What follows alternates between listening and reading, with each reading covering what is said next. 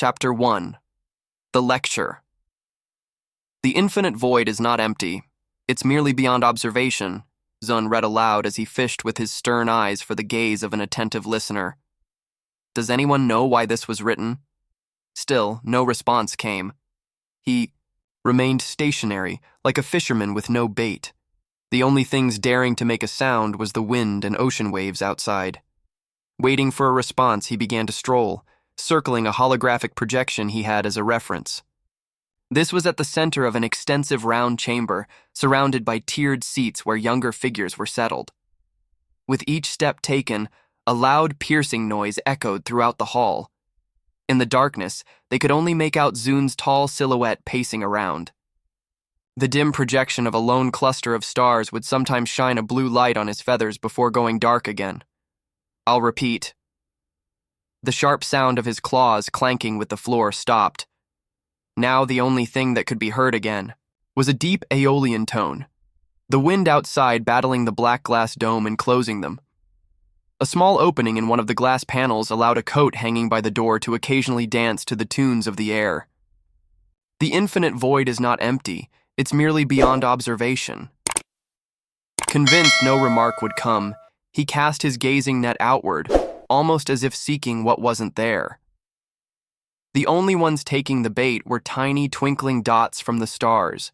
He extended his wings and plucked a small metallic plate from the center of the hologram, no bigger than his palms. That extinguished the dusty projection. With it, a dying hum screeched out its final grasp. With a clap of his hands, a burst of rays rained from the ceiling, revealing 49 students, one short of occupying half the seats there. They looked almost the same as him, various shades of blue and brown among their feathers. These younglings used their wings to cover their eyes as they adapted to the sudden light filling the room. Finally, the glare from black marble eyes coming from a student met with his professors. Sir, the fact that it was even written at all is a display of compassion. Compassion! The professor flapped his wings, creating a gust that could be felt even by those seating at the back. That's a good observation, Sutak. Looking at his other students, he continued. The humans had no reason to leave behind their knowledge. However, when we found the Red Echo, dozens of data plates, packed with encyclopedic knowledge, were just lying there, waiting to be interfaced. Then, his gaze finally paid off. Like fish eagerly taking the bait, one after the other began to raise their wings. Using the metallic plate he was now holding, he pointed at one sitting close to where he was standing. Professor Zun, inquired, the front row seater. Shouldn't this discussion be left to astrophysics? Ah, you know more than you lead on. He looked at her and the others. But you all will soon realize why it also belongs to anthropology. Then gestured towards a student at the back. How far is it? Asked a small youngling with brown and pink feathers. It's only about 20 minutes of space travel. Finally, Zun extended his wing towards Sutak. Sir, as our field trip tomorrow will allow us to interface with it, is there a specific question we should ask? His marble eyes sparked. Now he is the angler, and his gaze of curiosity calmly waits for the bait. Zun looked at the stars first, almost as if channeling wisdom to know if there was even a proper response to such a question. Then, with a sudden splash, he replied, I don't think there is, taking the bait even deeper. There, you should ask whatever indulges your mind. Don't worry, I'll fill in any holes in the gaps to the best of my knowledge. After we return, of course. He placed the metallic plate in a drawer, and after slipping into the same light brown coat that had earlier danced in the breeze, gently clapped his hands twice. Class dismissed. That signal put all the young students at ease. They relaxed their tail and fluffed their plumage as they began exiting the building. The night ceremoniously ended with the dome empty. Tall, purple ocean waves crashing on the rocky shore gradually slowed until they came to a still. The wind outside, still, had other ideas, singing effortlessly. The cycle was over. The next day was yet to come. Chapter 2. The field trip at dawn. A bright orange star heralded the blooming of plants, which hovered and rotated as they slowly relocated toward a giant lake. Now, with the wind sleeping, giant navy blue creatures, with elongated snouts gathered nearby to drink in silence. In the distance, a curious shimmer twisted and contorted on the lake's surface, capturing their attention. It was coming, and fast. As it approached, its soft, reverberating hum echoed through the air, briefly waking the wind before it settled back into rest. The creatures stirred, surprised to realize the shimmer's source was coming from above. Whoo! Were those manusks down there? Reflected Juna from the ship's viewing deck. Around her, a cluster of even more curious students floated in a loose ring, their bodies splayed outward in zero gravity. Only their heads met at the center, beaks pressed eagerly against the round window. Yes. The professor adjusted his coat. It appears they've begun their morning routine. I hope our takeoff does not startle the wild fauna too much. Defensively splashing water around, the manusks grew smaller and smaller, until their entire world was swallowed by the deep blackness of space. Then slowly, a glittering marble of purple and lime emerged into view. Seeing the entirety of Mova through the porthole never gets old, murmured Sutak. Indeed. Zun nodded. And if we go to the other window, we'll see the Sumi rise. On Katak's horizon. Hey, I don't like Sumi rises. They're too orange. Juna kept her eyes on the glittering marble. Only on Mova are Sumi rises orange. Zun leaned toward the porthole. It's because of the dense atmosphere. Katak has none. Look. They drifted to the other side of the deck. Gradually, Sumi began to rise over Katak's horizon, beaming bright turquoise light across the ship. The students raised their wings to feel the warmth. Their blue feathers shimmered in reflection, as Sumi's white and blue wobble seemed almost envious of their shade. For a few moments, no one spoke. They simply floated, watching the light fill the port side of the viewing deck. Not long after, Katak joined Mova in revealing itself as yet another marble suspended in the void of space. Had it not been for Sumi, Mova would not cast its distinct glitter from afar, and Katak would not unveil its reflective white surface. And then, all three became mere dots on the window, indistinct from the stars, who now seemed to watch the commotion with quiet interest. Mova's winds tried to sing a goodbye, but they could not be heard. Not here, where they are now. It's the Red Echo! Sutak extended his wing towards the navigational front of the ship. There, a small object manifested itself into view. It was gently spinning around one of its axes, occasionally displaying a soft red glow like a heartbeat.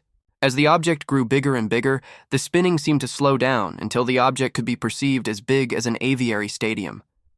Meanwhile, the commanding pilot adjusted his seat, pressed a few keys on the console, and held a button. We are ready to dock. His voice, seasoned with static, echoed through the speakers across the viewing deck. Gently, and ever so slowly, they approached the Red Echo, and its features became more apparent. It was a spherical ship, built out of a strange dark silver alloy. There were no apparent weld marks or bolts, save for a few lines that looked to be there for the aesthetic rather than to be practical. More and more small details and reflective colors were unfolding as they navigated by, until one of its entrance ports spiraled open, allowing their ship to continue its voyage deep inside. Finally, the humming was silenced by the ship coming to a complete still, and the doors on its starboard opening shut. The professor raised his wings and clapped twice. Attention! We will still be in 0G inside. He grabbed a small recording device and quickly tucked it into one of his pockets. So keep your wings ready. All this spinning is making me sick. Juna hopelessly flailed around. Remember what the professor said. Sutak deliberately moved his wings, trying to catch her. Here you should not flap your wings for lift, but for air displacement. The pilots remained aboard while Zun and his students disembarked, neatly forming a line with the professor at the front. He was less concerned with discipline and more with the risk of his students getting lost, distracted by the strange, intricate details of Red Echo's interior. Still, they followed him. A few astronauts were already stationed inside, conducting research. Their ship had been visible when Zun's group docked. One astronaut waved, and Zun returned the gesture. They are studying the metallic alloy composition of these walls. He opened his left wing in a sweeping gesture toward the surrounding panels. They continued forward, each turn unveiling something unexpected. Cables and panels jutted from the walls, merging seamlessly back into them. It was as if the ship tried to decorate its own corridors, unwilling to look sterile and lifeless, despite appearing clinically pristine. Sometimes a rattling metallic sound traveled along the walls, accompanied by the soft, consistent hum of robotic appendages briefly visible behind cracked panels or shifting seams. Displays blinked with mysterious symbols. Buttons dotted the surfaces, changing colors in a rainbow-like sequence, as if competing to see which one should be pressed first. Many doors remained sealed, offering no clues to what lay beyond. Juna was getting the hang of air displacement. The other students were already naturally floating behind Zun, their feathers catching the faint red light that grew stronger with each turn. It was close now, just around the corner. A few more strokes of their wings, and then. Chapter 3. The Echo, the largest chamber they had seen yet, came into view. It was vast and spherical, connecting to dozens of branching corridors. It was darker here, and an uncanny familiar hum filled the air. At the center floated a massive primordial creature, glittering red. It rested, but its gaze followed them with quiet curiosity. Alien to the eye, it was covered in proto-feathers, more apparent atop its round head. As the last student rounded the corner, the presence lifted a bare and elongated arm and waved, as if it had been expecting them. "Wow," murmured Sutak, as if falling into a spell. The professor and the students flapped their wings to slow themselves, though the lack of gravity meant they would continue drifting unless they flapped again from time to time to hold position. "Hello," the being floated toward them effortlessly. As it approached, its immense form began to shrink, until it had scaled itself down to roughly their size and was standing right in front of them. "I'm Pateva Nyea, but you can call me Echo." Though what was in front of them talked, its voice was coming from the chamber's walls. "Hello, Echo. I'm Zun. Glad to make your acquaintance." He lifted his wing to distinguish himself from the others and continued.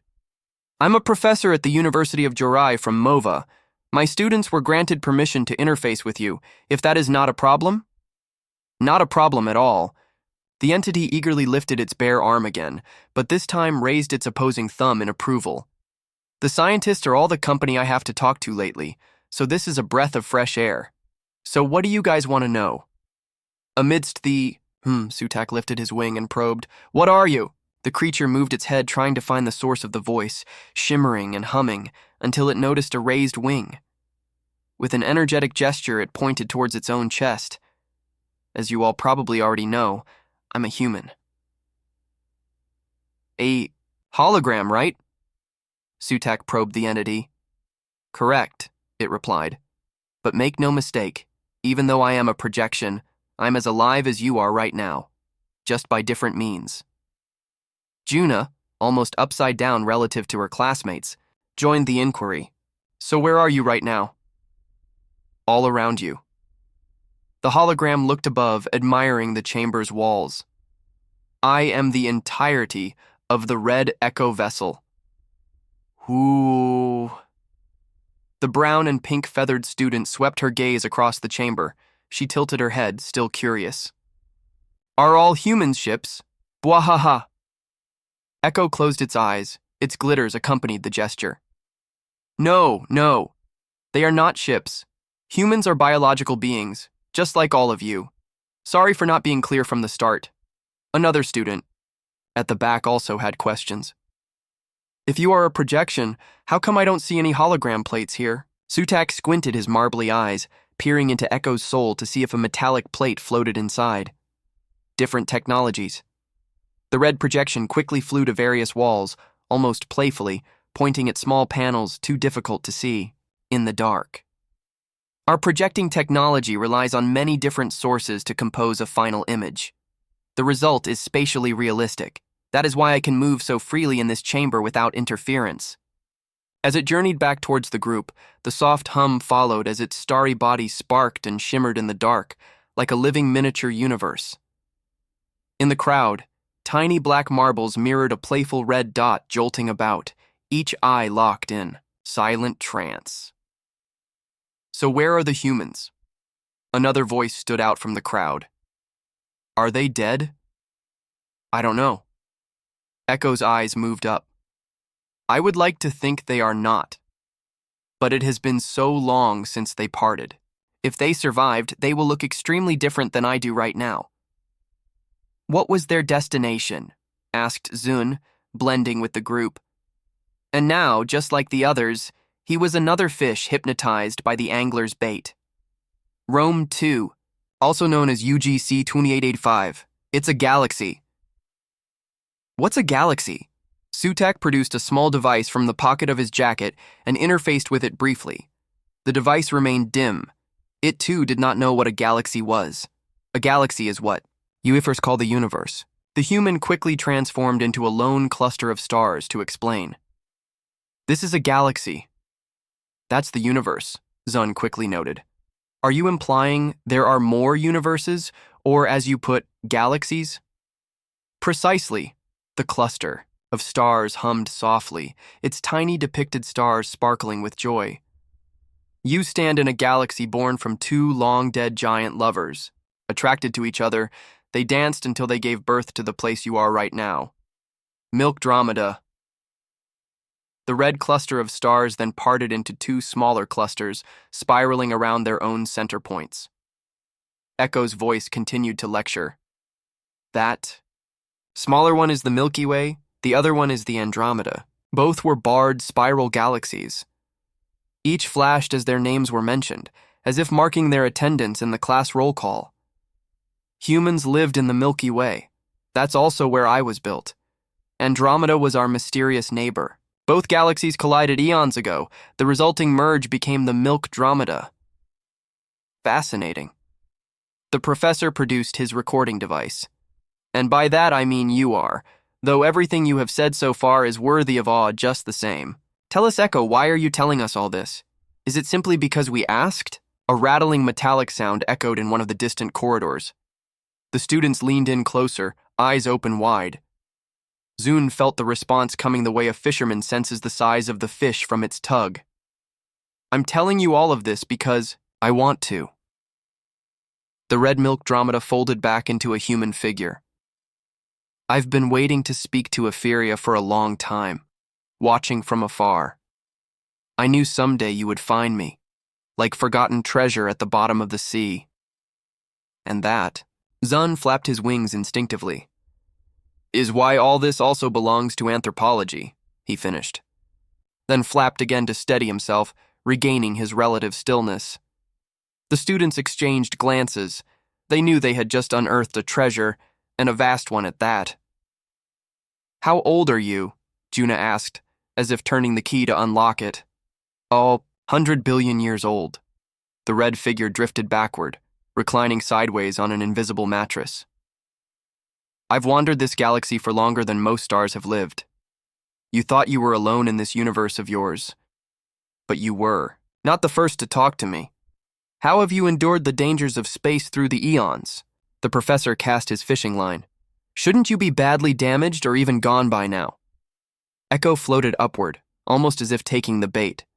Its accompanying hum was soon drowned out by the metallic rattling from deep within the vessel. The sound grew louder by the second.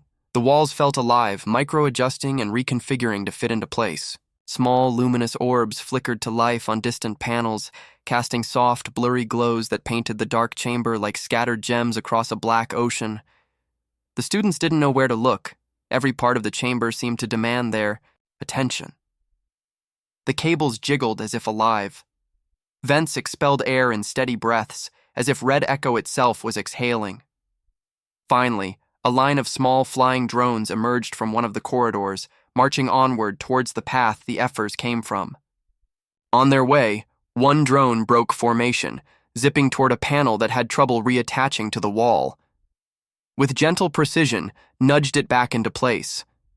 The panel responded with a thankful soft snap, locking into position. The drone hovered, observing the students for a moment before returning into its formation, disappearing around the corridor. You see, I am self-repairing. Echo morphed into a flying drone and mimicked the travel path the others had just taken. I can build, fix, and repurpose anything within me. I can mine resources, construct off-site bases, and even establish hidden facilities. In fact, there's one on the dark side of Katak, deep inside a crater. The entrance is a bit sneaky. Ha! I know a few eccentric groups who would have a field day with that line. Zune adjusted his coat and recomposed. Though, in retrospect, maybe they weren't so eccentric after all. Sorry, that's on me, the hologram hummed. I may or may not have misjudged your technology at times. Hubris on my part to not act stealth enough. For how long have you been observing us? Inquired Sutak, his raised wing precise as ever. Since the beginning. Echo expanded into the shape of a rocky, volcanic planet. For at least 2 billion years. 2 billion years? All the fears echoed in unison. What had sounded like an innocent remark raised more than a few brows. Life on Mova was still struggling to evolve beyond single cells, the professor added. What gives? Your planet had my attention when I noticed it had all the necessary components for life. Echo slowly rotated around, still shapeshifted as young Mova. From there, it was a matter of time. The now red planet zoomed in and Zara Falls came into view, a cascade of sparkly and glittering currents racing down from the top of tall, towering cliffs. From the student's perspective, that sight could easily be mistaken for how stars were born. Then the hologram zoomed in once more, into a tiny nest resting atop a long rock. The image collapsed, morphing into a tiny bird flying. When I saw your ancestors building nests there, Echo said, using the sound of the waters falling as a shield, I knew they would be the ones to one day shake my hands. And here you are. The red bird projection playfully landed on Sutak's shoulder, its tiny head bobbing and weaving just like early birds of their ancestry. Sutak lifted his opposing wing, careful as not to disturb Echo. He recalled past lectures back in Jurai. If you are made of human technology, he looked all around, how come the data plates we found here are clearly HFY in design and function? We've accessed and read their contents. Yeah. Another student floated toward Sutak and the small bird. How come you speak Pahakit? Perfect diction. And all? It's not just Pahakit. Echo fluttered over to land on the student's shoulder. I can speak all HFY languages, and when I say all, I mean it. Nothing was lost to time. Forgotten ancient dialects, the ones some of you struggle to decipher, are second nature to me. Echo unfolded back into its human shape and gently tapped its temple. It's all in here. Pipa Majin? Zun held his recorder, eyes ready to stargaze. The glittering bird leapt back, unfolding into a larger form. Its wings stretched wide, revealing long, layered feathers, while sharp claws emerged at the tips of its extended legs. It looked like a mirror image of the professor, except where Zun wore a coat, Echo wore a crown adorned with branches and flowers. The king slanted forward slightly, looking back at Zun's stare. Bahatat, Majin Veris, Majin Virus. At that moment, a smirk escaped Zun's expression. The first to do so in a long time, few accomplished such freedom from the empire that is his face. From dust we arise, and to dust we go back indeed. He mirrored the king's motion, his eyes reflecting the many stars in front of him. It appears our friend here indeed knows ancient languages, the professor addressed his students, and after observing Sutak's marbly eyes staring at his recorder, the professor directed his attention back to Echo. As one of my students had previously asked you, can you explain the HFY technology we found lying here? I've built them that way to be compatible with your technology. The king's crown shimmered, then it coalesced into protective eyewear as the starry bird manifested a data plate into its palm. It was a gift to Ephyria itself. I'm pleased that HFY scientists, mathematicians, biologists, and every seeker of knowledge are studying its contents. Though I suspect you are still many decades away from piecing it together. A small object tucked into one of Zun's pockets vibrated. I'm afraid we don't have much time left. Class, ask what you want now. We will return in a couple of months. Echo flapped its wings, shifting back to its original human form, gesturing by opening its arms. The stars were ready to answer. Are you male or female? A young voice was heard through the crowd. Good question. Neither or both. I chose this androgynous form to better represent humanity. The same is true for my voice. I'm happy to go by any pronouns, too.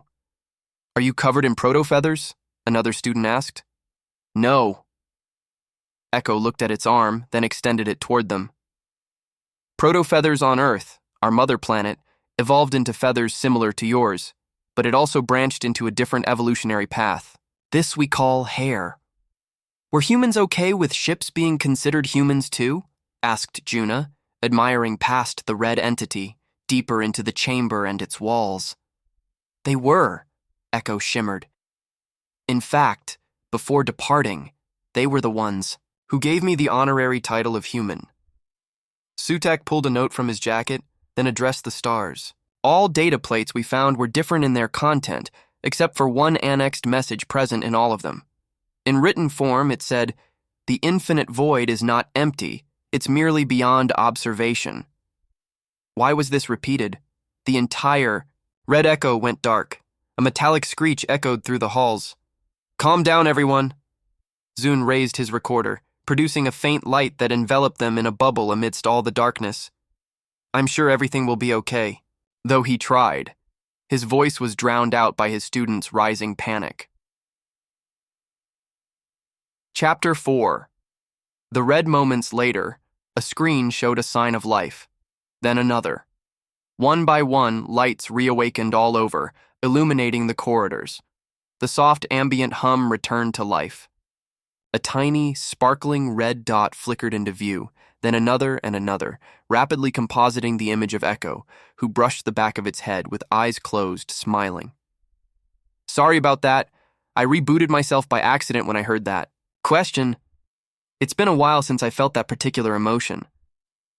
Phew, whistled Juna. I thought I was a goner. So? The professor raised an eyebrow. Why did that question have such weight? Can you share with the class? The entire reason for my existence is to be a messenger. And that. Echo shimmered, breaking apart to reform into the vast spiral of milk dromeda, was the message I carry. I know your visit is ending, but allow me to explain. I'll try to be brief. The professor nodded. As we've discussed earlier, the universe is made of many galaxies like this one you were born in. 100 billion years ago, though, they were much closer together, extending as far our eyes could see. The further we looked, the more galaxies we found. But there was something eerie about our universe. It was expanding, as in the space itself was stretching, pulling galaxies apart from each other. This expansion wasn't slowing down. It was accelerating. Eventually, a lone group of galaxies would become so isolated that its inhabitants might never even know others ever existed. That's what you came to call the infinite void when you directed your first telescope skyward, seeking meaning beyond. The starry milk dromeda emitted a hum, and in the dark, many small red points appeared at the edge of the chamber, spread all over. They slowly began to drift towards the spiraling galaxy in front of them. As they approached, they increased in size and revealed themselves to be similar-looking configurations of star groups. Then, Milk Dromeda and all other galaxies surrounding it decreased in scale as many more others joined the scene. Not long after, red little sparks filled the entire chamber. Of course, Echo continued, now reversing the celestial dance that had just played before them. We only discovered this because the light from distant galaxies in any direction was redshifted. Humanity found this fate too cruel to accept. To be born with the urge to explore, yet forever barred from the truth, it was unbearable. It's like living in the sea but inside a sealed aquarium. There's many more fishes out there and even more places to see. Now Echo unfolded into the very vessel they were in, flickering with red starlight. That's why humanity built me, so that the fate of the universe is not forgotten, for it to still be remembered. I'm not only a messenger, I'm also a map of the universe. The red vessel then exploded into tiny orbs that floated and circled them like glittering butterflies. Then each flew out into the distance and manifested red glowing text with names and coordinates. Whoa. The students hushed in unison. What you are looking at are the remnants of our universe, the last observed galaxies through the cosmos. The last time their voices were heard, the vessel hummed softly. The red echo. Once Etheria understands, the knowledge I carry. The nearby orbs pulsed brighter. You will be able to bridge the gap via a tunnel to your long-forgotten neighbors. A tunnel? The professor touched his beak. How would we create a tunnel in the middle of the void? The distances you are implying here are beyond our scope. If I understand this right, with the constant acceleration of the expansion, even if we traveled at the speed of light, it would be too late. No? It's never too late. With enough energy, you can create such a bridging tunnel. A distorted flicker connected Milkdromeda to one of the distant glows. Though the concept will be better explained on your next visit, you will like its metaphors. The tunnel shimmered. It involves holes and worms. The map coalesced again into a human form, arms open. I don't want to keep you late. Thanks for visiting me. The students bowed to the glittering stars. Bye, Echo. Thanks for having us. Zune adjusted his coat and clapped his palms twice. Very well. Let's get back home. They formed a line exiting the chamber, with the professor spearheading the way yet again. Before turning the corner, he looked back. Echo was still observing them from afar. It lifted one arm and waved at the professor, who then mirrored the gesture before departing. The journey back to their ship was calm. Metallic rattling echoing through the walls could be now attributed to maintenance routine. The soft hum in the background was drones diligently working, out of sight like worker bees serving its queen. Upon arriving at their ship, Zune was immediately inquired. Professor, what did you guys do for the ship to reboot? I'll explain on the way back, Nestor. Zune looked at his recording device. In summary, we asked a question it hadn't heard in a long time. As their ship exited Red Echo, the students floated toward the back window. A big spherical vessel was in view. As the ship gained speed, Echo was becoming smaller and smaller, just like many of its simulated depictions, but this time without all the red glittering. So we will talk about Echo during our next class. Let's rest for now. The professor kept looking at Echo as it was nearly disappearing into view. He raised one of his wings for a last goodbye, and a faint red dot sparked in the distance. Any plans for this weekend? Zune looked back at his class. Though, very few things would be more outstanding than what we just experienced. Sir, responded Sutak. I'm going to study what we learned so far from the data plates. I'm intrigued. Huh, I'll be out of Jirai this weekend. Juna joined the conversation. On the other side of Mova, to be precise. How about you, Professor? Ah, that's good to know, guys. My weekend? Zune looked at his device, then his eyes locked up high into the distance, behind the metallic barrier that was keeping them alive. I have many things I need to do, but first, he closed his eyes and fluffed his plumage. I will go fishing. The infinite void is not empty, it's merely beyond observation. Red Echo, the human messenger map. Thanks for diving into this story with me. Don't miss out on the next one. Hit that subscribe button, give this video a big thumbs up, and drop a comment below with your thoughts. I'd love to hear what you think.